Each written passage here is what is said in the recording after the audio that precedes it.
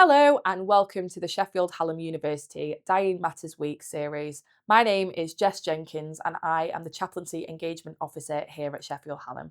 Today I am joined by the Revd Helena Roulston. Helena, welcome. Thank you very much. To start with, could you give us a little bit of insight into what you do and what your role entails here at the university? Absolutely. Yes, so I'm Helena Roulston and I am head of chaplaincy at Sheffield Hallam. And we do multiple things in the chaplaincy. We support students and staff one-to-one. And we also provide spaces for students and staff. We provide activities and we do events. And we also provide religious support as well. We have a team of 15 faith advisors, so there's quite an extensive team for us to work with. Brilliant. So this series is focusing on Dying Matters Week, which is the 5th to the 11th of May 2025. Why is Dying Matters Week important and what's it all about? Dying Matters Week is really important because we, especially in the UK and in the Western world, are very reticent to talk about death or dying or bereavement.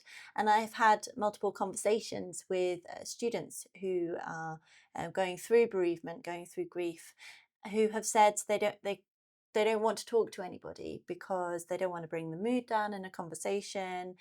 They don't want to be known as the person who's sad all the time, and I think part of that is because we don't talk about death. We don't talk about funerals. People often, when they're going to their first funeral, they don't know what to expect at all. So it can be quite a daunting experience as well.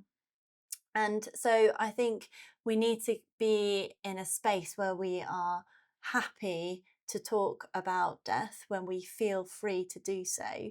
And so Dying Matters Week helps to raise that to the forefront. And talking about death doesn't always have to be morbid Yeah. or upsetting. It can, it's things like talking about what your last meal might be, or what kind of things would you want at your funeral. It's a really helpful thing to for your friends and family to know. Yeah.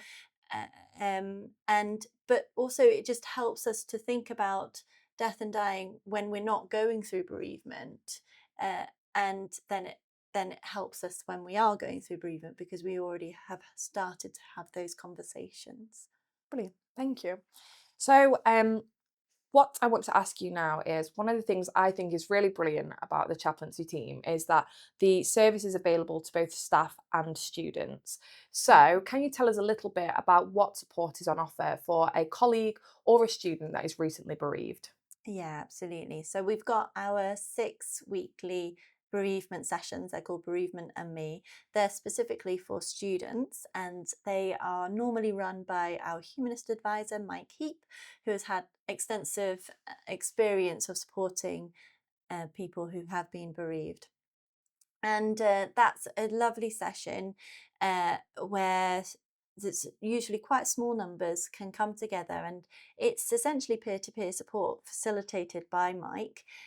People don't have to talk, but if they wish to share how they are feeling or what has helped for them, then there's a space for them to do so. And as I say, that happens every 6 weeks during term time. We also offer one-to-one support, and so that's with myself or a member of the team who's available. Yeah, so it's a space where people can come and chat. They can talk about how they're feeling. They don't feel obliged to say certain things or not to say certain things. And just talking can be so therapeutic. It sounds so simple, but having someone that is going to listen, really listen, and not say trite things that don't help at all, which we all know happens often when there's a silence. We want to fill the space, and so that's when those sort of unhelpful comments sometimes show their face. So someone that will just sit and listen and walk with that person on their journey of grief. Brilliant. Okay, so to conclude our interview today, I'd like to ask you, what one piece of advice would you give to somebody who is bereaved? So going back to what I was saying before, I think talking is the primary thing when you have lost someone that you love. So we all go through it. We will at some point, or every person on that we know, that we come across, will all go through bereavement. It's a part of life and it's part of death. And it hurts. It hurts a lot. And there's nothing that I can say, there's nothing that anybody else can say or do to take that away. And so it's important to talk about how you're feeling, to be open, and to come together with friends and family, perhaps if you're religious, to come together with your faith community and to talk and be open, because that's the main way that people find solace through bereavement. Thank you so much, Helena. If you have heard anything today and you'd like to find out more information or speak to somebody, you can email chaplaincy@shu.ac.uk and we'll be back in touch with you very soon. As well, for the rest of this week, you will be able to find resources and useful information, as well as the rest of this series on our Instagram and LinkedIn page, which will be tagged shortly. Thanks.